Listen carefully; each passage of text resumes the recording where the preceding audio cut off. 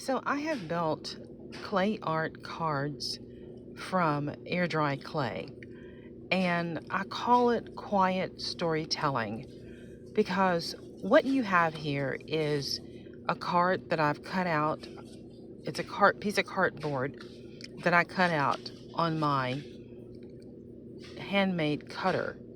I cut it into a square. Some of the squares are 5 by 3, some are 4 by 4, and some are even smaller. It just depends on what I create. And I like to put my clay items onto the card because they're tiny. And I've taken a lot of time to design them as well as to let them dry and to paint them, and in some cases to varnish them. So I glue them onto the card so that I can keep them and easily find them and they don't get lost. I have decided to do a lot of quiet storytelling. And what I mean by that is that you'll hear my voice and sometimes you'll see my face and you'll see my hands. And it just shows you different clay items, which is called clay art, that I've made from scratch, and that I have chosen the colors that I want them to be. And so these are not mass produced, these are handmade. And I have decided to put a poem with each of the characters or with the story card.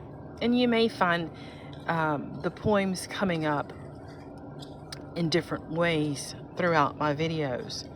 But what I have found is that poems have a way of quieting the spirit, quieting the heart, chasing off anxiety, and encouraging and inspiring and reaching a part of us that nothing else really can.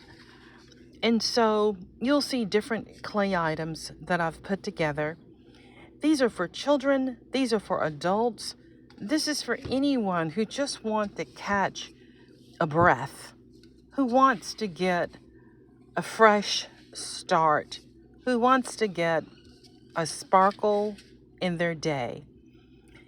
The egret came from my walk every day near a pond. There's this one egret that always shows up, and he captured my heart. So I created him out of clay and put him on the card. The snail is one of my most favorite characters to make. Their shell is so easy to make, and it allows for all sorts of beautiful designs for the snail. One thing